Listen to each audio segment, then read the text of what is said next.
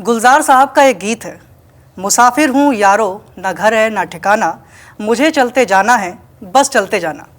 और ऐसे ही हमारे एक मुसाफिर प्रोफेसर ने जब हमसे ये पूछा कि जब आप अपने पॉडकास्ट का नामकरण कर रहे थे तो क्या आपके जहन में मुसाफिरनामा नाम आया था?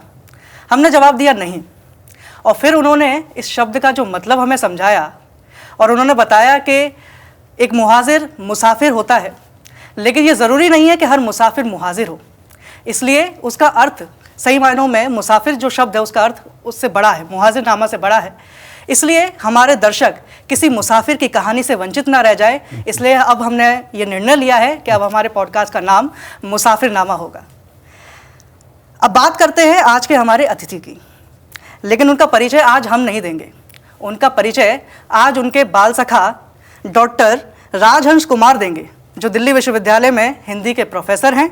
यह हमारे अतिथि प्रोफेसर सिद्धार्थ मिश्रा की किताब है बोरिंग रोड के बाराती।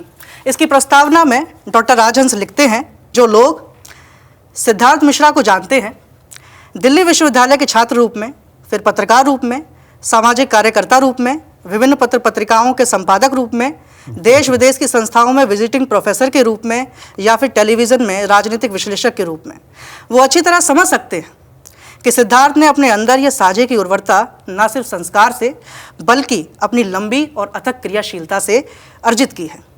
पांडित्य परंपरा का ज्ञान, जिज्ञासा, युग सत्य के प्रति सतर्कता, पत्रकारी ऑब्जर्वेशन, बिहार के अंचल की मौलिकता और अंग्रेजी से प्राप्त सहज अभिव्यक्ति क्षमता सिद्धार्थ की रचनात्मकता के मूल गुणधर्म हैं। इसलिए यह सिर्फ संयोग का विषय नहीं है कि सिद्धार्थ मिश्रा एक साथ पत्रकार, लेखक, शिक्षक, संस्कृति कर्मी, समाज विश्लेषक, प्रशासक और अब साहित्यकार के रूप में सक्रिय हैं।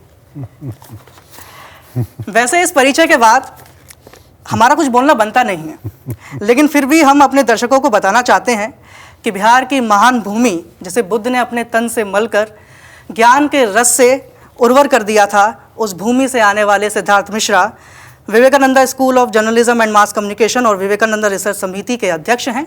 बहुमुखी प्रतिभा के धनी प्रोफेसर सिद्धार्थ मिश्रा का ज्ञान संग्रह 3 दशक से अधिक का है। वे आपको कभी इंडिया टुडे और टाइम्स नाउ की डिबेट में देखेंगे तो कभी आप इंडियन एक्सप्रेस में उनके लेख पढ़ेंगे। लेकिन गुरु, एक समस्या इनके सामने हमेशा आकर खड़ी रह जाती है कि बंगाली सिंगाड़े के साथ सरसों की चटनी खाए या इमली की। तो चलिए इस समस्या का समाधान उनसे ही पूछ लेते हैं और सीधा रुख करते हैं प्रोफेसर सिद्धार्थ मिश्रा सर की तरफ। नमस्कार सर, मैं सचिन कुमार। नमस्कार। आपका बहुत बहुत स्वागत है मुसाफिरनामा में।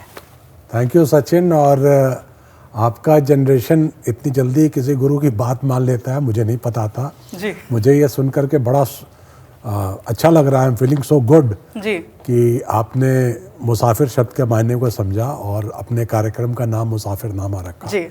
और जैसा कि हमने बताया था कि मुहाजिर में एक नेगेटिविटी होती है जी। कहीं ना कहीं एक पीड़ा होती है। मुसाफिर में दोनों बातें होती हैं जी। दोनों पहलू होते हैं, इसलिए मैंने आपको सजेस्ट किया था।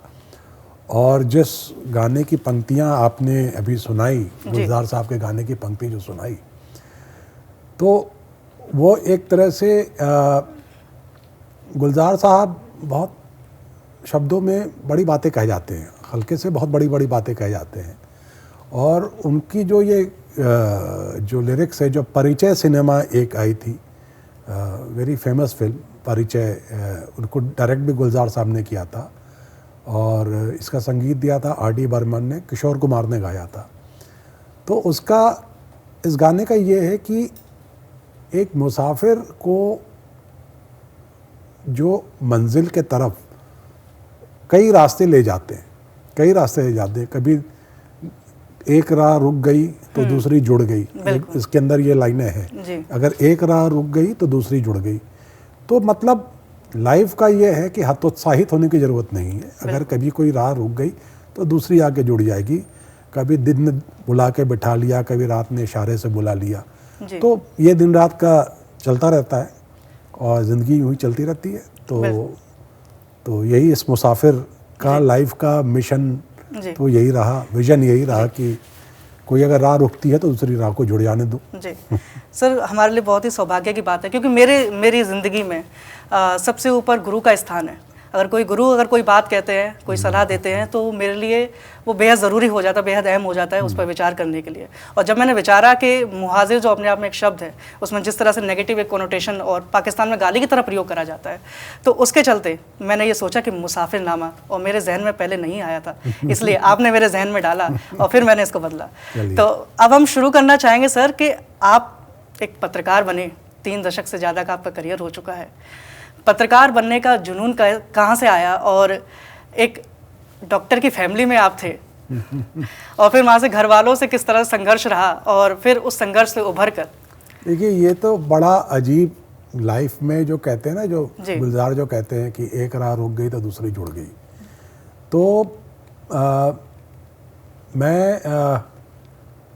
मेरे फादर ने कभी इंसिस्ट नहीं किया कि उनके बच्चे उनके प्रोफेशन में जाएं, तो वो कोई फैमिली से वो प्रेशर नहीं था।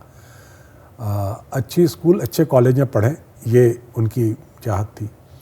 तो मैं उस समय मैंने एग्ज़ाम, बोर्डिंग स्कूल है देहरादून में, मिलिट्री स्कूल है, राष्ट्रीय इंडियन मिलिट्री कॉलेज, अंग्रेज़ों के ज़माने का बना हुआ है, प्रिंस ऑफ वेल्स। तो मैं उस स्कूल का मैंने परीक्षा पास किया और हर एक स्टेट से एक बच्चा का सिलेक्शन होता था और मेरा सिलेक्शन उसमें हुआ। तो मैं वहाँ जाना शुरू किया और कई बार जैसे मैंने कि आप लोगों को ही बताया है जी कि जर्नलिज़्म की जो एकमात्र क्लासेस मैंने अटेंड की हैं लाइफ में, मेरे पास जर्नलिज़्म की कोई डिग्री नहीं है, मैंने जर्नलिज़्म का कोई कोर्स नहीं किया। एकमात्र जर्नलिज़्म की जो मैंने क्लासेस की हैं वो था मेरे बोर्डिंग स्कूल RIMC देहरादून, राष्ट्रीय इंडियन मिलिट्री कॉलेज देहरादून की जर्नलिज़्म क्लब की क्लासें जी।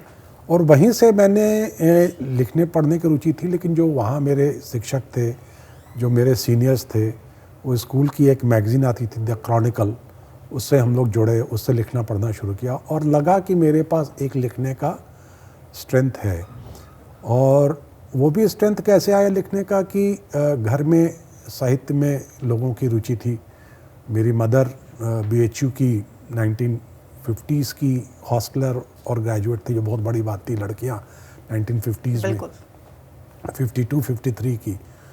तो उस ज़माने की जो हिंदी साहित्य में जो लोग फेमस नेम्स थे, और समय हिंदी साहित्य में बहुत ही रेवोल्यूशन आ रहा था, तो वो काफ़ी किताबें हमारे घर पे आती थी। और हमारे फादर डॉक्टर थे, लेकिन उनको भी साहित्य में बहुत रुचि थी जी।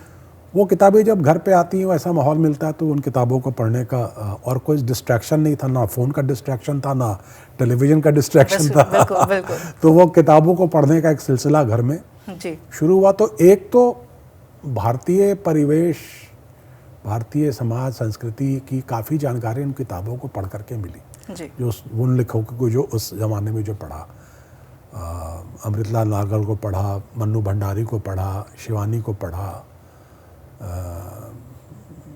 कई मतलब कि रस्किन बॉन्ड को पढ़ा, उस समय रस्किन बॉन्ड, R.K. नारायण को पढ़ा। तो इन लोगों को पढ़ करके काफ़ी मतलब कि एक हिंदुस्तान की समझ आई।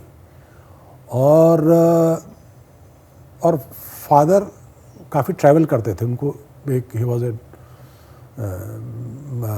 ही इंजॉयड ट्रैवलिंग, तो उनके साथ जाने का मौका मिला, कई जगहों पे गया। तो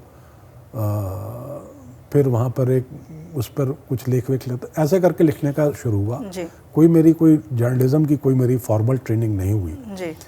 तो यही मेरी जर्नलिज्म की शुरुआत आप यहाँ से कहें। और जो मैंने कहा कि जब वो स्कूल से 30 के क्लास में, उस समय भारत में सब यूनियन टेरिटरी और स्टेट मिला के 30 ही थे, तो 30 के क्लास में 27-28 बच्चे चले जाते थे नेशनल डिफेंस एकेडमी। मैं रह गया क्योंकि मैं मेडिकली अनफिट था।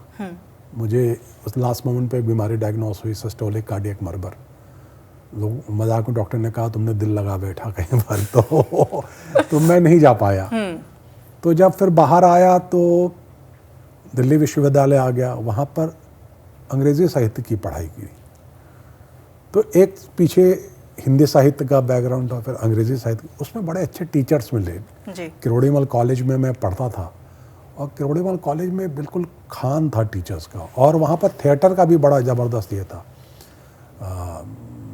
केवल अरोड़ा हमारे थिएटर के गुरु थे, और आपको तो पता है किरोड़ीमल कॉलेज से तो अमिताभ बच्चन के बाद पता नहीं कितने लोग वहाँ से थिएटर करके, अब हमारे कंटेम्प्रेरीज में विक्टर आचार्य जिसने कई फिल्में बनाई, और ये हबीब फैज़ल, और ये सब हमारे कंटेम्प्रेरीज थे।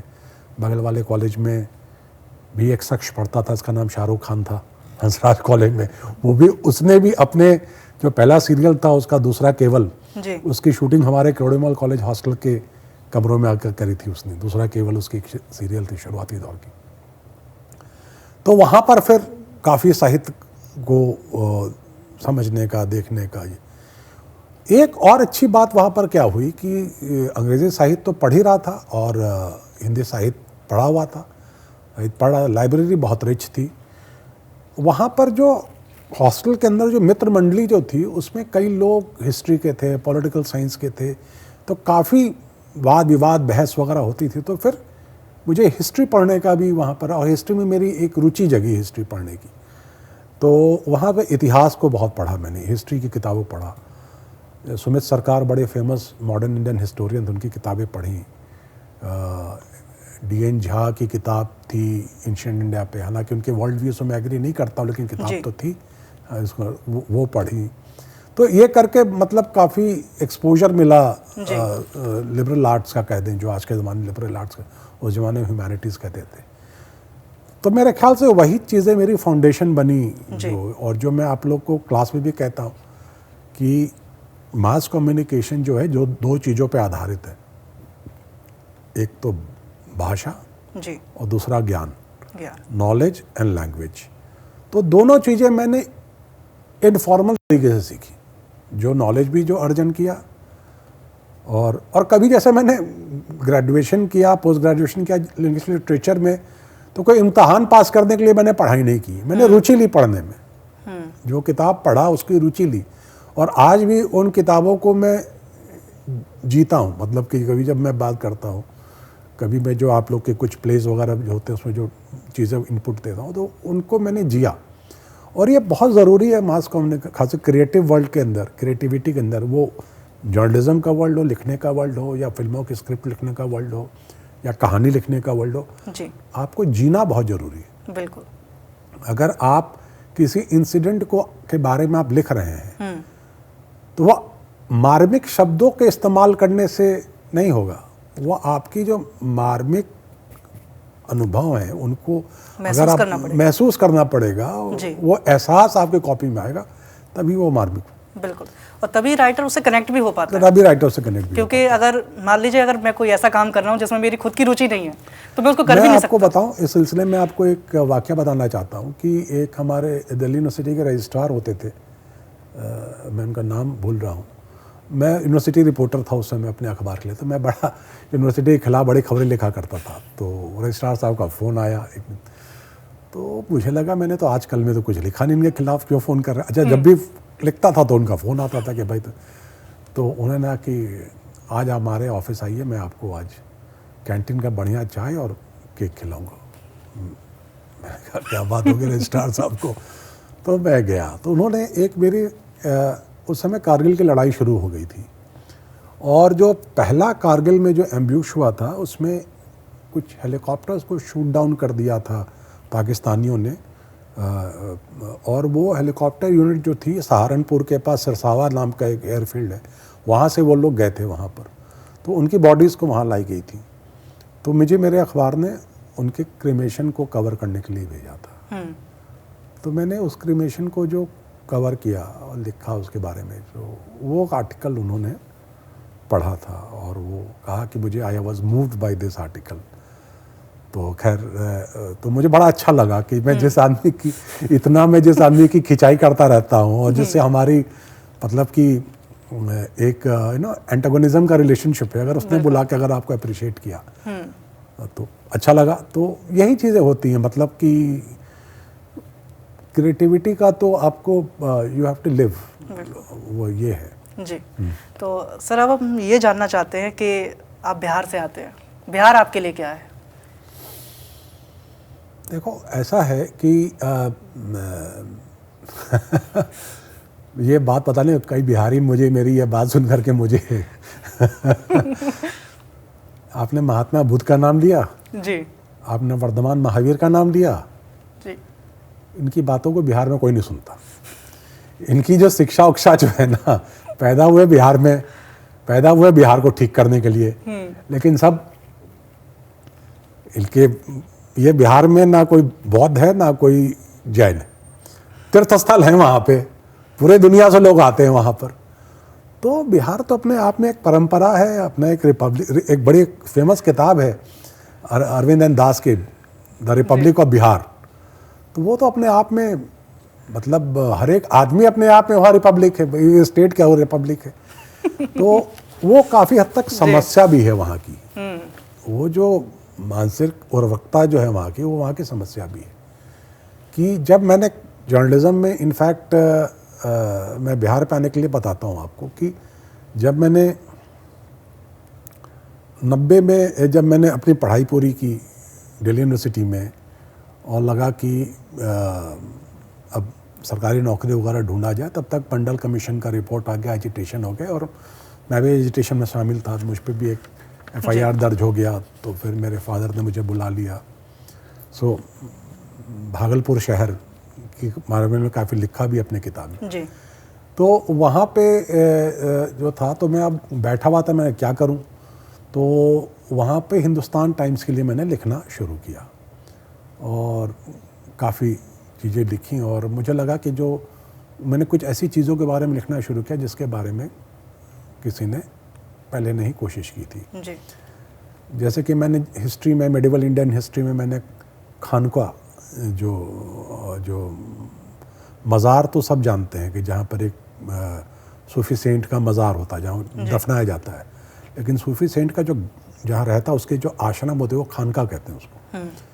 तो मुझे पता लगा कि एक खानका है वहाँ पर, तो मैंने उस खानका पर मैं गया, और वो भागलपुर राइट्स के ठीक बाद का समय था। तो वहाँ पर गया, उसके बारे में कुछ लिखा मैंने, तो लोगों को बड़ा पसंद आया। कि और उस समय वहाँ के एक वाइस चांसलर होते थे, वो इंग्लिश के प्रोफेसर भी थे, वो उन्होंने मुझे फ़ोन किया, बात की कि हमारा बड़ा अच्छा था खानका वगैरह, हम तो यहाँ रहे, हमें पता भी नहीं था खानका के बारे में। तो इस तरह की एक कल्चरल बैकग्राउंड की स्टोरीज हमने करनी शुरू की, जो चूँकि अब खानका के बारे में मैं इसलिए जानता था क्योंकि मुझे हिस्ट्री थोड़ी पढ़ी हुई थी, बिल्कुल, थोड़ा सूफी कल्चर के बारे में जानता था। जी। तो जैसे कि ना, आप अंधविश्वास में पीर के मज़ार पे तो हर एक थर्सडे को दुनिया भर के लोग जाते हैं, चादर चढ़ा दिया, जलेबी चढ़ा दी। क्या होता है सूफी, क्या कहता है सूफी, ये तो बहुत कम लोग जानते हैं, ना कभी कोशिश करते हैं जानने की। उसी तरह से मैंने कुछ स्टोरीज वगैरह करनी शुरू की। तो फिर वहाँ मैं, मतलब कहते ना, मानसिक रूप से जम गया। तनख्वाह बहुत कम मिलती थी, 1200 रुपये मिलते, 1100 रुपये मिलते थे। कहते पिताजी के होटल में रहते, मैं पिताजी के घर में रहते थे, तो रहना खाना मुफ्त था, और साथ में एक वो स्कूटर थी बजाज की, उस पर घूमते थे अपना। बहुत बिहार घूमा है आपने स्कूटर पर। तो then my father told me कि अगर आपको, if you have to grow in this profession, जी, you have to leave this state, and that is how I, और चूँकि मैं बिहार, तो मैं जब मैं क्लास 7 में देहरादून पढ़ने गया, तभी मैंने बिहार छोड़ दिया। जी। फिर लौट कर आया, फिर कॉलेज की पढ़ाई दिल्ली से की, तब भी मुसाफर ही रहा। कहने एक रात जुड़ गई। आता फादर जब वहाँ लौट के गया, पता नहीं पत्रकारिता की शुरुआत हो गई। तो फादर ने कहा कि अगर पत्रकारिता में प्रोफेशन बनाना है तो आप दिल्ली जाइए। तो फिर एक रात जुड़ गई, दिल्ली आया, तो फिर यहाँ पे नौकरी मिल गई अखबार में। लेकिन सर, लगता नहीं है कि मतलब कभी आपने बिहार छोड़ा है, खासकर इस किताब को पढ़ने के बाद? वो मैंने कभी नहीं छोड़ा जी, वो मैंने कभी नहीं छोड़ा। और मैं वहाँ से कल्चरली मैं जुड़ा रहा, मैं वेकेशंस में जाता रहा, मिलता रहा, और मैंने वहाँ की भाषाएं पिक की। जी, मैंने वहाँ की भाषाएं पिक की, वहाँ के कल्चर के बारे में पढ़ा, और जुड़ा रहा। जैसे कि मैं वहाँ की, जो बिहार में कई भाषाएं बोली जाती हैं, लोग एक सोचते भोजपुरी, केवल भोजपुरी वहाँ की भाषा नहीं है, भोजपुरी है, मगही है, मैथिली है, बज्जिका है, अंगिका है। जी, इतनी भाषाएं तो हैं ही वहाँ पर। प्लस जो झारखंड से नेबरिंग एरिया है, वहाँ पर कहीं कहीं संथाली भाषा भी बोली जाती है। तो मैंने भोजपुरी और अंगिका भोजपुरी। मैं हमारा जो परिवार है वो पैदाइशी भोजपुर का था, तो बहुत सीखा। अंगिका में फादर वहाँ नौकरी करते थे, 20 साल वहाँ रहे, तो अंगिका सीखा भागलपुर। तो ये भाषाएं मैं बोल सकता हूँ, समझ सकता हूँ। और इसका मैं फ़ायदा आपको बताऊँ क्या है, पत्रकारिता में, कम्युनिकेशन में, after all what is communication? आप कम्युनिकेशन में किसी वैक्यूम में बात नहीं कर रहे हैं ना, you are communicating with somebody. How do you connect with that person? बिल्कुल। उसका रिस्पॉन्स, आप कैसे ट्रैक्शन एस्टैब्लिश करेंगे? तो अगर आप उसकी भाषा को जानते हैं, अगर 4 लाइन भी जानते हैं, तो आपका कनेक्ट एस्टैब्लिश हो गया। बिल्कुल। आप किसी बंगाल में आप कुछ करने गए या कोई आपको बंगाली मिल गया, दादा केमन आशो, हाउ आर यू डूइंग, लेकिन हाउ आर यू डूइंग के पहले आपने वो केमन आशो जो पूछ दिया उससे, वो आपसे जुड़ गया फिर। बिल्कुल बिल्कुल। सिमिलरली इज फॉर पंजाबी और फिर एनी अदर लैंग्वेज। तो अगर आपने उस भाषा में बात कर ली ना, तो वो बड़ा गजब का वो एक संबंध बन जाता है। बिल्कुल। और ख़ास करके जब इन जगहों पे भी गया तो इनके डायलेक्ट्स में बात करने की, और अभी भी जब हम लोग आज के ज़माने में, अगर अब तो बहुत प्रचलन भी हो रहा है इस चीज़ के बारे में, लोग अपनी अपनी भाषा में बात करते हैं, तो भाषा जानना तो बहुत ज़रूरी है। और ख़ास करके कम्युनिकेशन के क्षेत्र में जो लोग काम करना चाहते हैं। जी। आज ही कोई बता रहा था कि जो नॉन हिंदी लैंग्वेजेस में कितना काम हो रहा है। आईपीएल पे अब भोजपुरी में कमेंट्री हो रही है। बिल्कुल। तो आपको क्रिकेट भी जानना चाहिए और भाषा भी जाननी चाहिए, तभी आप कर पाएंगे। बिल्कुल। तो दैट इज़ व्हाट, मतलब यही जुड़ाव रहा। मतलब मैंने अपने आप को कभी कल्चरली डिस्कनेक्ट नहीं किया, कल्चरली कभी डिस्कनेक्ट नहीं किया, और जब भी मौका मिला वहाँ से जुड़ा गया जाया। अब जैसे मैंने इनफैक्ट कल्चरली मैंने कंट्रीब्यूट किया, जैसे मिथिला पेंटिंग्स, मधुबनी पेंटिंग्स के बारे में सब जानते। जब मैं भागलपुर में जो 2 साल मैंने पत्रकारिता में काटा, जी। वहाँ पर मुझे पता लगा कि मैं किसी लोकल फेस्टिवल्स जो होते हैं उसमें गया, तो वहाँ मैंने देखे कि कुछ औरतों ने कुछ पेंटिंग्स बनाई हुई हैं, कुछ ये निकाल रही जुलूस से पूछा, तो पता लगा ये मंजूषा पेंटिंग है। और हर एक ये जो रीजनल लोकल जो आर्ट वर्क होते हैं ना, उसके पीछे कोई एक कहानी होती है, किसी पौराणिक कहानी होती है, तो उसके बारे में कुछ लिखा होगा। फिर बाद में मुझे कुछ लोगों ने संपर्क किया जो कि लोकल आर्ट्स के ऊपर काम कर रहे थे, उन्होंने मेरे आर्टिकल को कहीं पढ़ा होगा तो करके किया। तो कोशिश हो रही कि कल्चर को जानने की, और वैसे भी मैं जहाँ भी जाता हूँ वहाँ के कल्चर को समझने की कोशिश करता हूँ। जी। जहाँ भी जाता हूँ वहाँ के कल्चर को, उत्तर प्रदेश हो, मध्य प्रदेश हो, मतलब जहाँ भी मुझे मौका मिला जाने का, रहने का, जी। हरियाणा हो, उत्तराखंड में तो मैंने बहुत समय बिताया। जी। इन सब जगह मेरी कोशिश रहती है कि वहाँ के कल्चर को जानूँ, and there is so much to learn from culture. बिल्कुल। बहुत कुछ होता है सीखने। बिल्कुल। जैसे आपने सर जिक्र करा कि आपकी कोई फॉर्मल एजुकेशन नहीं हुई है पत्रकारिता के क्षेत्र में, तो काफ़ी सारे हमारे दर्शकों के भी ये सवाल होगा कि क्या जो अभी कोर्सेज चल रहे हैं, बीजेएमसी जैसे कोर्स है, तो क्या इसकी सचमुच में ज़रूरत है, या फिर इनफॉर्मल एजुकेशन करके ही आप इसमें आ सकते हैं? और कई लोग कर भी रहे हैं। जब हम इंटर्नशिप्स पे जाते हैं तो हमसे अक्सर ये बोला जाता है कि आपने कोर्स क्यों करा है, तो इसका एक बार आप जवाब दे दें। देखिए, मैं तो एक तो जो पत्रकारिता के कोर्सेज का जो बेनिफिट मुझे नज़र आता है, वो होता है कि आज के टाइम में आप इस कोर्स को करके आप 360 डिग्री मीडिया पर्सन बन जाते हैं। जी। जब मैंने आपके इंस्टीट्यूट को ज्वाइन किया तब मैंने जाना टेलीविज़न में, मैं पैनल डिस्कशन पे जाता था, लेकिन कैमरे के पीछे बैठ करके क्या हो रहा है, लाइट क्या है और चीज़ें क्या, इसकी मुझे कोई जानकारी नहीं थी। और यहाँ आने के बाद पिछले 7 साल में मैंने 2-3 डॉक्यूमेंट्रीज बना ली। तो वो 360 डिग्री मीडिया पर्सन आप तभी बन सकते हैं जबकि आपने एक जर्नलिज्म का कोर्स किया हो। जी।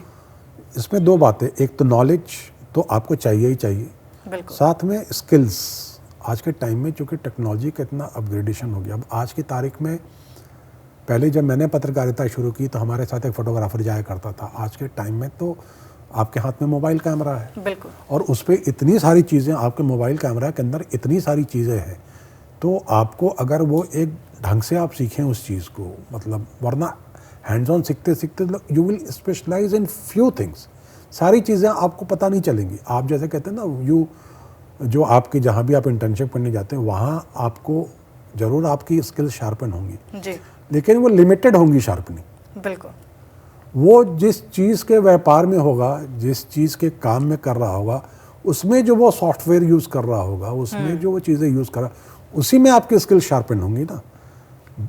एंड मीडिया इज़ जस्ट मतलब मेरे ख्याल से जितने स्पेशलिटीज़ आज की तारीख में मीडिया में तरह तरह की चीज़ें हो गई हैं जो जाने, और सब तो वो उसके लिए तो ज़रूरी है कि आपको सारी स्किल्स आनी चाहिए। बिल्कुल। आपको लाइट उठाना भी आना चाहिए, आपको कैमरा चलाना भी आना चाहिए, आपको ग्राफिक डिज़ाइनिंग भी आनी चाहिए, बिल्कुल। आपको लिखना भी आना चाहिए, आपको फ़ोटो खींचना भी आना चाहिए।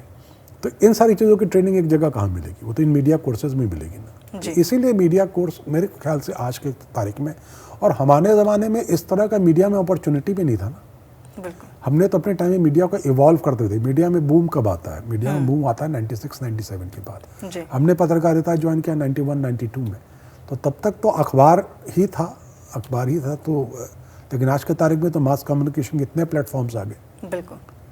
तो मेरे ख्याल से जो मैं अपने क्लास में विद्यार्थियों को भी कहता हूँ कि there has to be a balance between internship and classroom this thing. बिल्कुल। क्लास के अंदर होकर के भी आपको चीज़ों को सीखने की बहुत ज़रूरत है, जो कि आपको बाद में कोई नहीं सिखाएगा। आपको बाद में कोई नहीं सिखाएगा, और जिसने हैंड्स ऑन सीखा होगा वही कई चीज़ों, अब ग्रीन के कितने शेड्स हैं? बिल्कुल। टिंट कितने हैं, टोन कितने टिंट, ये तो आपको हम क्लास में ही बताएंगे ना। बिल्कुल। आपके इंटर्नशिप में किसी को इतना टाइम नहीं है कि आपको ये बताएगा। बिल्कुल। हाँ, आपने गलत टोन गलत टिंट लगा दिया, डांट जरूर देगा आपको, क्या कर दिया यार तुमने, बर्बाद कर दिया, खराब कर दिया। बिल्कुल। तो जो उसकी व्याकरण कह सकते हैं कि जो उसकी ग्रामर है वो यहाँ पे सिखाई जाती है। यहाँ पे सिखाई जाती है। बिल्कुल। उसकी ग्रामर यहाँ पे सिखाई जाती है, और ये बहुत ज़रूरी है मेरे ख्याल से आज के टाइम में। जो मीडिया के जो डिमांड्स हैं, और अगर 360 डिग्री मीडिया पर्सन मुझे बनना है तो जर्नलिज्म का कोर्स करना ज़रूरी है। और मैं कहूँ एक नया ट्रेंड जो हमने देखा हमारे यहाँ, जो मास्टर्स प्रोग्राम है उसके अंदर, मैंने देखा कई स्टूडेंट्स ऐसे आ रहे हैं जिन्होंने हिस्ट्री, पॉलिटिकल साइंस, लिटरेचर से ग्रेजुएशन किया है, और फिर वो आ रहे हैं मास कम्युनिकेशन का कोर्स करने के लिए। जी। तो मुझे उनके अंदर बड़ा परफेक्ट मीडिया पर्सन दिख रहा है, क्योंकि वो ज्ञान का भंडार भी लेकर के आ रहे हैं और साथ में यहाँ पे स्किल्स भी एक्वायर कर रहे हैं। तो इन दोनों के मिश्रण से बड़ा बढ़िया। बिल्कुल। लेकिन सर, जिस तरह से पूरा मीडिया लैंडस्केप बदलता जा रहा है, और खासकर एआई के आने के बाद जिस तरह से ये पूरी गति इसने पकड़ी है, क्या आपको लगता है कि जो ट्रेडिशनल मीडियम्स हैं जैसे टीवी है, अखबार है, अपनी प्रासंगिकता खोते जा रहे हैं? देखो, बात यह है कि टीवी पे कौन काम करता है? मनुष्य। जी। अखबार में कौन काम करता है? मनुष्य। सारे प्लेटफॉर्म पे रोबो तो काम नहीं करे ना, मनुष्य काम कर रहा है ना। बिल्कुल। And human mind can never be beaten. ये बात तो आप मान के चलिए। अगर आप कभी रहीमदास के उस दोहे को बना के चले ना, करत करत अभ्यास के जड़मती हो सुजान, रसरी आवाज जात के सिल पर पड़त निशान। जी। तो आप मैं आज किसी को बता रहा था कि आप एक गेम खेलिए एआई के साथ। आप चैट जीपीटी को ऐसा प्रश्न कीजिए, कठिन प्रश्न कीजिए, इसका वो जवाब नहीं दे पाए। आप एलेक्सा को ऐसा गाना बताइए जो कि उसको स्टॉक में ना हो, तो वो एक परख होगी कि आपकी जानकारी जो है सो उससे बेहतर है। और जिस दिन आपने वो कॉन्फिडेंस हासिल कर लिया ना, तो फिर तो आपके हाथ का वो टूल हो गया, आपका असिस्टेंट हो गया वो। बिल्कुल। जैसे हमारे पहले पॉडकास्ट में अमित सर भी आए थे, उन्होंने यही बोला था कि आप मास्टर बनिए, टूल को टूल रहने दीजिए। टूल को टूल रहने दीजिए ना। आप आपका टूल आपको एक सर्टेन लेवल तक ले आया, अब आप उसके ऊपर लेवल पे आ जाइए। बिल्कुल। आप उसके ऊपर लेवल पे जाइए, आप इस तरह से उससे प्रश्न पूछिए, इस तरह से कीजिए और वो आपको इट्स ऑल्सो गुड वे। जैसे आप एथलेटिक्स की अगर थोड़ी जानकारी रखते हो तो जो भी प्रैक्टिस करते हैं ना, अपने साथ एक रनर को रखते हैं साथ में, जो अगर रनर जितना अच्छा होता है आपकी स्पीड उतनी बढ़ाता है। तो ये आपका रनर है ना, जितना अच्छा आपका टूल होगा आप उतना अच्छा ग्रो करेंगे। बिल्कुल। हाँ, लेकिन उस पर आप डिपेंडेंट मत होइए, बिकॉज दुनिया समझ जाएगी कि मैंने चैट जीपीटी जो सचिन को जवाब दे रहा है वही जवाब मुझे भी देगा।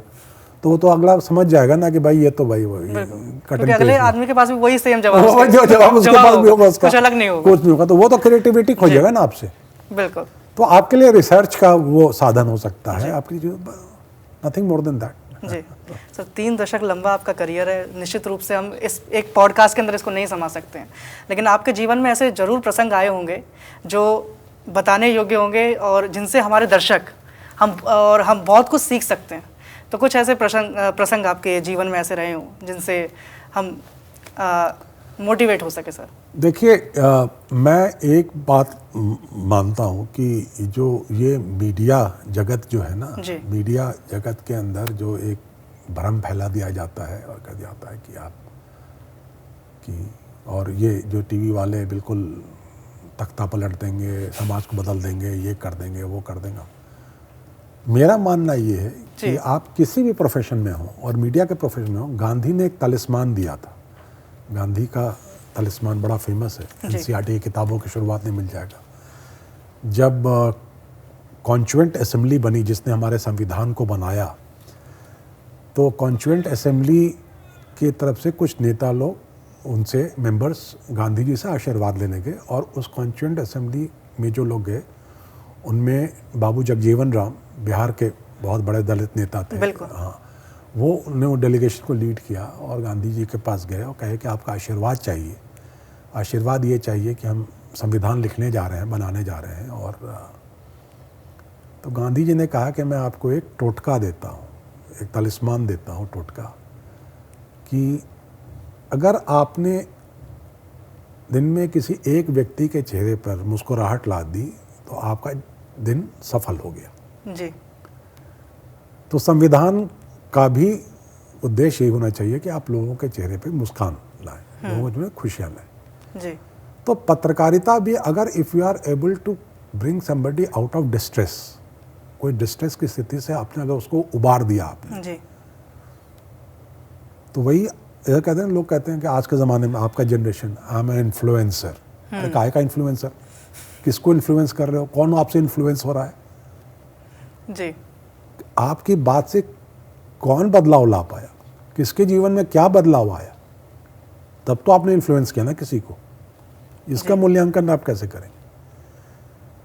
और बहुत साल पहले जब आपने पूछा कोई एक वाक्या, तो मुझसे मिलने कोई आया, उसने बताया कि पश्चिम दिल्ली के एक पंजाबी बिजनेस फैमिली के 2 बच्चे बहुत प्रेरित होकर के देश की सेवा के लिए फ़ौज में चले गए, और फ़ौज में जाने के बाद जो उनके आइडियल्स जो थे, शायद वो उनको वहाँ ट्रैक्शन नहीं मिल रहा था, तो उन्होंने कुछ रिबेलियस चीज़ें की होगी, तो उनको एक को तो कोर्ट मार्शल कर दिया गया और दूसरे को मेंटल केस डिक्लेयर करके इसमें डाल दिया गया, मेंटल हॉस्पिटल में। जी। तो मैंने उस पर, अब जब मैंने वो खबर लिखने बैठा, तो जैसे मैंने बताया आपको, मैं मिलिट्री स्कूल का पढ़ा हुआ हूँ, तो जो लोग मुझे लगा कि इस खबर को लिखने से जो काफ़ी लोग जो हो सकते हैं, मेरे स्कूल वाले, मेरे सीनियर, वो भी इससे अफेक्टेड होंगे। लेकिन हिम्मत करके मैंने वो खबर लिखी, और जब वो खबर लिखी और उसके एक खबर लिखी, फिर दूसरी खबर लिखी, तो मेरे पास फ़ोन आया साउथ ब्लॉक, जो central secretariat south block army headquarters जहाँ पर है, उसमें मुझे फ़ोन आया और कहा कि आप मिलने आइए, डायरेक्टर जनरल डिसिप्लिन और ये वो। तो उन्होंने कहा कि आपको पता है, आपने जो ये खबरें लिखी हैं, जो डिसिप्लिन ब्रांच के हेड हैं वो आपके स्कूल के पढ़े हुए हैं। मैं कहा, मैं चाहता था कि वो इस बात को जाने, इसलिए मैंने ये खबर लिखी है। तो फिर बात हुई, मैं वापस आ गया। जब उस समय मोबाइल का ज़माना नहीं था, जब मैं वापस आया तो रिसेप्शन पे जो बैठते हैं रिसेप्शनिस्ट, उन्होंने कहा आपके लिए एक फ़ोन आ रहा है बहुत देर से, आप फ़ोन रिसीव कर लीजिए। मैं अपनी सीट पे गया, फ़ोन रिसीव किया मैंने, तो उन्होंने, उन दोनों बच्चों की माँ जो थी वो फ़ोन पे थी, बोला कि बेटा मैंने आज भारतीय सेना को हिलते हुए देखा है। मैंने कहा ऐसा क्या हो गया माता जी? उसने कहा कि मेरे एक बेटे को तो कोर्ट मार्शल उसका ख़त्म हो गया और दूसरे को और उसके सीनियर ऑफिसर्स मिलने। खैर मुझे आज भी उस वाक़या को याद करके गूस पिंपल्स आ जाते हैं कि वाकई मुझे लगता है कि मैंने किसी एक व्यक्ति के चेहरे पे, एक माँ के चेहरे पे खुशी ला दी। तो that should be the life's goal. ठीक है, आप डिस्ट्रेस तो कॉज करते ही रहते हैं, डिस्ट्रेस तो स्ट्रेस देने वाले तो बहुत लोग हैं। आप कुछ ऐसा कीजिए कि ठीक है, मतलब ये हो जाए। तो जो मास कम्युनिकेशन है उसका उद्देश्य ये होना चाहिए कि सबके चेहरे पर खुशी हो। सबके चेहरे पर खुशी। जी बिल्कुल बिल्कुल, यही होना चाहिए मास कम्युनिकेशन का, कि how can you contribute to making it a stress free world. बिल्कुल। आप लेकिन इसका मतलब ये भी नहीं है कि आप चैलेंजेस को फेस मत कीजिए। अगर आप चैलेंजेस को जरूर फेस कीजिए, उसको ओवरकम कीजिए, वो भी दम कर लें। लेकिन आपके पास जो क्षमा की जो शक्ति है ना, दिनकर जी की वो कविता, क्षमा शोभती उस भंजन को जिसके पास गरल हो। जी। तो अगर आपके पास वो शक्ति है, गरल है, तो फिर आप उसका इस्तेमाल एक खुशी फैलाने में कीजिए ना। बिल्कुल बिल्कुल सर। अब आपकी किताब पर आते हैं, बोरिंग रोड के बराती। सर, जब मैंने ये किताब पढ़ रहा था तो इसमें जिस तरह से आपने डिटेलिंग करी है हर एक चीज़ की, हर एक जो कैरेक्टर है, आपने जो कहानियाँ हैं इसमें, पहली कहानी में जिक्र आता है 5 फूफाओं का, और सब अलग अलग ज़िले से हैं और उनकी अलग अलग सारे ज़िलों की संस्कृति अलग अलग है और उस पर उनका प्रभाव पड़ा है, उसकी आपने पूरी डिटेलिंग करी। तो ये डिटेलिंग करने का ये कहाँ से आया कि एक एक कैरेक्टर की आप डिटेलिंग करें इस तरह से? एक्चुअली मैंने ना, अगर आप इसको इसमें आपने, मैंने वो भी मेंशन भी किया है, मैं जब यूनिवर्सिटी में जब मैं ख़त्म कर रहा था लिटरेचर की पढ़ाई को, तो उस समय मैंने एक किताब लिखी थी चंद्रपुर डेज, और उसकी शॉर्ट स्टोरीज़ का कलेक्शन था, लेकिन वो किताब छप नहीं पाई। और वो कुछ और हमारे जो शिक्षक थे उन्होंने कहा था कि अभी तुम्हें तजुर्बा नहीं है ज़िंदगी का कि तुम अच्छी शॉर्ट बताया है जी। तो 30 साल के बाद जब मैंने फिर शॉर्ट स्टोरीज लिखी जी, एक तो तजुर्बा था, मनगढ़ंत कहानियां नहीं थी, तजुर्बा था। और दूसरी बात ये थी कि जो पत्रकारिता की ट्रेनिंग थी ना, डिटेलिंग जो आप कह रहे हैं ना, वो एक पत्रकार की ट्रेनिंग थी। बिल्कुल। कि अगर आप किसी क्राइम स्पॉट पे गए हैं तो वहाँ की जो खबर आप लिखेंगे, क्राइम कॉपी जो लिखेंगे, कितने पॉइंट की गोली थी, कि क्या आर्म यूज़ हुआ, कहाँ पे गोली लगी, व्यक्ति कौन था, उसकी उम्र क्या थी, ये डिटेलिंग की जो ट्रेनिंग जो थी ना, वो पत्रकारिता की थी जी। और प्लस एक बैकग्राउंड नॉलेज का था, वो सब मिला करके वो चीज़ें इसमें काम आ गई। बिल्कुल।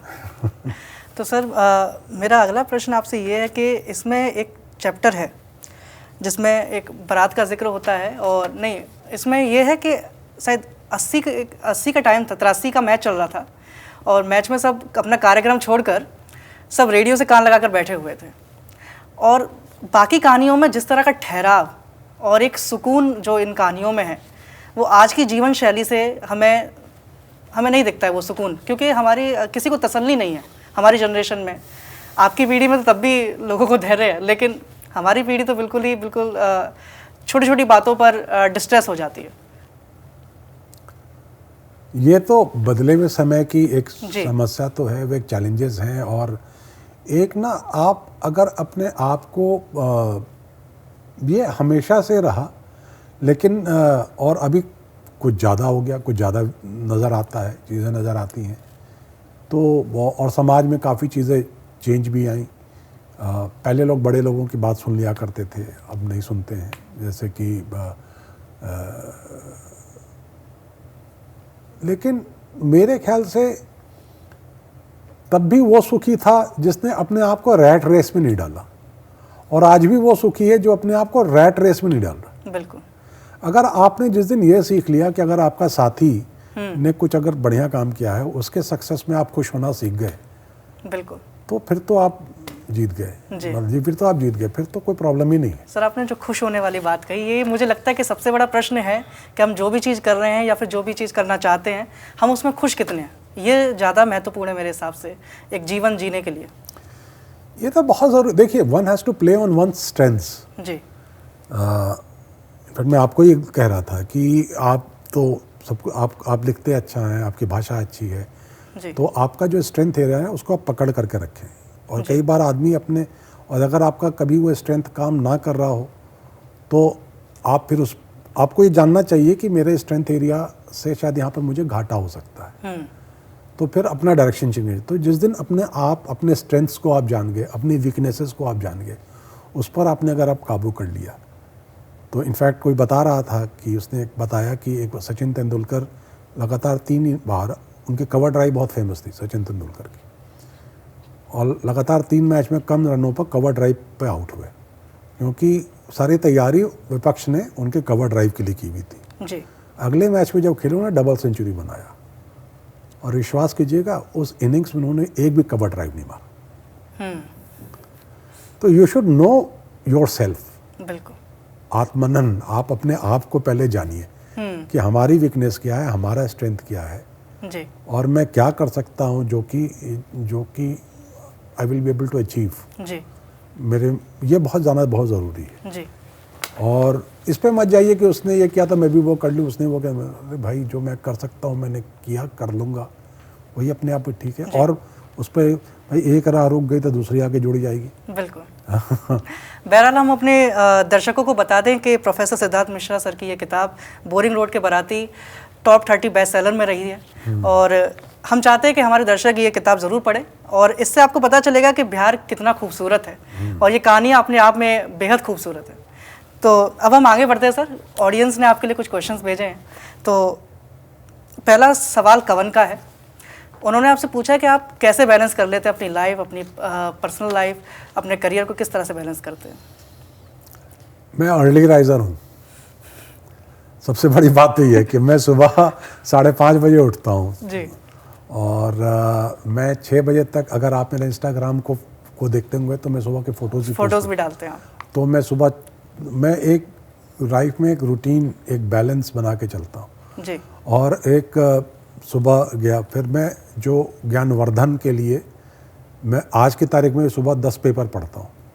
सुबह 10 पेपर पढ़ते हैं? 10 पेपर पढ़ता हूँ सुबह मैं। 7 से 8:30 तक में मैं 90 मिनट में 10 पेपर निपटाता हूँ।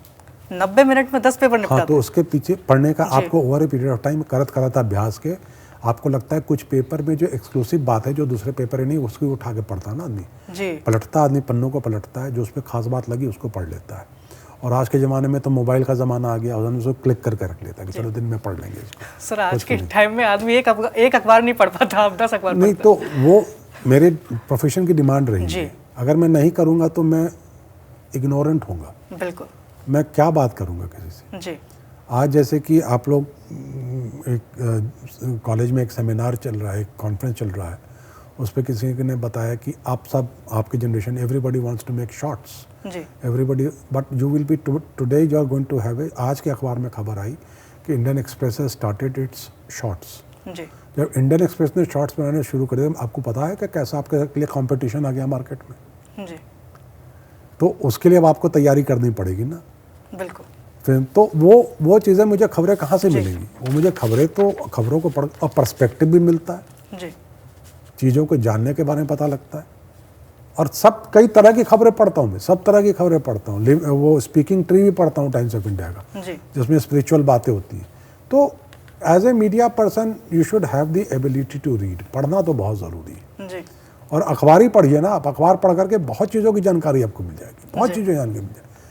तो 8:30 तक तो वो हो गया, 8:30-9 तक 1 घंटा मुझे कॉलेज आने में लगता है जी। कॉलेज में मैं बना के लाता हूँ कि मैंने क्या क्या काम करना है, और उसको मैं निपटा करके फिर वो, और आपने मुझे शायद ही कोई बैठक लगाते हुए देखा होगा नहीं। एक और कॉलेज में जब मैं काम काज में रहता हूँ तो बैठक में शायद ही लगाता हूँ मैं। I don't get into. हाँ, बैठक लगाने का अपना समय है, शाम को बैठिए। और जब वापस घर जाता हूँ तो चूंकि मैंने अखबार में काम किया है, तो बायोलॉजिकल क्लॉक ऐसा है कि रात को 9-10 बजे तक काम करने का एक बॉडी में सिस्टम बन गया है। फिर शाम को बैठ करके मैं कुछ करना, आजकल जो यूट्यूबिंग शुरू किया है कैपिटल खबर जी, तो उसके लिए काम करता हूँ, उसमें रिकॉर्डिंग करता हूँ, कई चीज़ें सीख रहा हूँ। पता लगा स्ट्रीम यार्ड क्या होता है, स्ट्रीम यार्ड पर रिकॉर्डिंग क्या होती है जी। एक और क्वेश्चन आया सर आपके लिए कि हमने देखा है कि जब स्पंदन होता है, जब इवेंट हम कराते हैं, तो आपका जो रवैया है स्टूडेंट्स के प्रति वो खरा और सख्त हो जाता है। लेकिन कोई आपसे अगर ऐसे मिलने जाए तो पता चलता है कि आप कितने दिलखुश मिजाज व्यक्ति हैं। तो वो उस टाइम पे आपको क्या होता है सर, और क्यों ज़रूरी है खरा और सख्त रवैया? देखो, मैं generally I believe in delegating responsibilities and ज़्यादातर मैं चीज़ों में, लेकिन स्पंदन में मैं जब यहाँ पर आया तो जो हमारे कॉलेज के चेयरमैन है डॉक्टर एस.सी. वत्स, उन्होंने मुझे कहा कि मैं इसके अंदर एक कल्चरल चेंज चाहता हूँ, जी। और मुझे भी ऐसा लगा कि Spandan can not be just another college festival. जी। स्पंदन अगर इवेंट मैनेजमेंट का पेपर है तो इवेंट हमने बनाना है, क्रिएट करना है, डिलीवर करना है, ठीक है। और इसमें तो ये तो कोई BBA वाला, BCom वाला भी किसी को बुला के गाना गवा देगा, कुछ कर देगा। जी। तो हमने तो कुछ ऐसा क्रिएट करना है जो कि दूसरे ना कर पाए। हमने उस तरह की प्रॉपर्टी क्रिएट करनी है। जी। तो उसको लेकर के वो जो एक कई बार जो एक डीप सर्जरी करनी पड़ती है वो करना, फिर उसके बीच में कोविड का लॉकडाउन आ गया, फिर भी हम लोगों ने किया। और मुझे ये लगता है कि वो वक्त ऐसा आ जाता है कि उसके अंदर, और जो मैंने बेंचमार्क बहुत हाई कर रखा है, उसका बेंचमार्क बहुत हाई कर रखा है और बढ़ाता ही जा रहा हूँ मैं उसको। अब आप सोचो, हमने इस बार स्पंदन में जो है जयशंकर प्रसाद के ध्रुव स्वामिनी का एडेप्टेशन कर, बिल्कुल, लास्ट ईयर शेक्सपियर को एडेप्ट किया था जी। और इस तरह के कई कार्यक्रम कराते हैं उस तरह के। तो उसके लिए आप लोगों को कहते हैं ना, कई बार जब टाइगर हिल जीतने वाली बात हो जाती है ना, जी। बिल्कुल टाइगर हिल में क्या था, बिल्कुल सपाट चढ़ाई थी। टाइगर हिल आप जान रहे हैं ना, जो हमारी जो कारगिल की लड़ाई हुई थी, जी। जहाँ से वो जो विक्रम बत्रा जहाँ को शहादत मिली थी, जिसमें फिल्म बन गई, आप लोगों ने जरूर वो फिल्म देखा होगा। तो वो टाइगर हिल की जो चढ़ाई थी बिल्कुल स्टीप चढ़ाई थी। तो कई तरह उस पर हवाई जहाज़ से भी गोले गिराए गए, उससे आर्टिलरी फायर भी किया गया और इन्फेंट्री ने भी चढ़ाई की। तो वो सारे चीज़ें लगानी पड़ी उसको जीतने के लिए। तो मेरे लिए स्पंदन जो है सो वो टाइगर हिल जीतने जैसा होता है और मुझे बड़ा अच्छा लगता है देख करके at the end of the day when.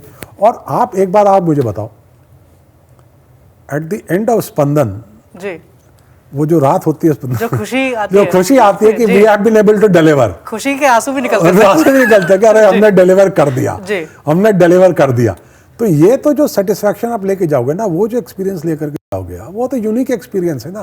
That will give you confidence कि आप लाइफ पे जब भी इस तरह का सिचुएशन में आओगे, प्रोफेशन में सिचुएशन में आओगे, आपको वो कॉन्फिडेंस, अरे स्पंदन जब करवा लिया था तो ये भी करवा लेंगे, ये रहेगा कॉन्फिडेंस। जी। तो अब हम रैपिड फायर राउंड की तरफ से बढ़ते हैं। आपकी लाइफ के ऊपर अगर फिल्म बने तो उसका टाइटल क्या होगा? अब देखो, ऐसा है कि मेरे कॉलेज के ज़माने के लोग मुझे, आप अगर करोड़ीमल कॉलेज में 85 से 90 92 वाले बैच में जाएं, तो अगर आप उनसे मिलेंगे, कहेंगे कि हमारे जो हैं वो प्रोफेसर सिद्धार्थ मिश्रा, वो आपके कॉलेज उस समय के। बोला, अच्छा तुम जेडी बॉस की बात कर रहे हो? JD boss? JD boss. अच्छा। तो कॉलेज वाले मुझे जेडी बुलाते थे। अच्छा। जो दोस्त उनका जिगरी दोस्त और जो दुश्मन उनका जानी दुश्मन। अच्छा, जिगरी दोस्त, जिगरी जानी दुश्मन। जेडी, उस फिल्म का नाम होगा जेडी। जेडी। जेडी। उसमें लाइफ के दोनों चीजें हैं। हाँ जी। आपके हिसाब से ज़्यादा ताकतवर क्या है, एक पेन, एक कैमरा या सन्नाटा? एक पेन, एक कैमरा या सन्नाटा? आपने प्रश्न क्या था, क्या ज़्यादा ताकतवर है? ताकतवर है, मेरे ख्याल से इन सबसे ज़्यादा ताकतवर तो ह्यूमन माइंड है ना। इन सिचुएशन में कैसे सर्वाइव कर सकता है और इन चीज़ों को कैसे हैंडल कर सकता है। बिल्कुल। ये तो it all depends on your mental state. हाँ बिल्कुल। 3 शब्द जो आपकी ज़िंदगी को पूरी तरह डिफाइन कर दें। 3 शब्द जो मेरी ज़िंदगी को पूरी तरह डिफाइन कर दें, कोई भी 3 शब्द।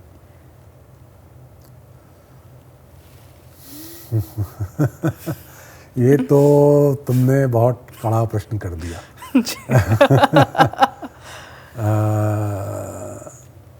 देखो, अगर मैं कहूँ तो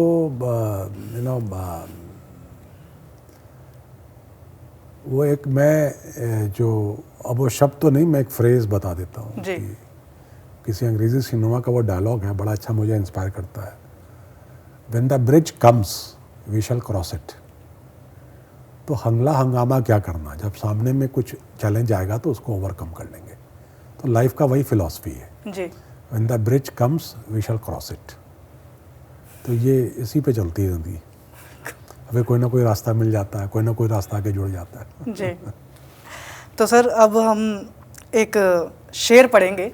बशीर बद्र साहब का एक शेर है कि मुसाफिर हैं हम भी, मुसाफिर हो तुम भी, किसी मोड़ पर फिर मुलाकात होगी। ज़रूर मुलाकात होगी, जी बिल्कुल। बहुत बहुत धन्यवाद सर आपका हमारे पॉडकास्ट में आने के लिए। Thank you so much.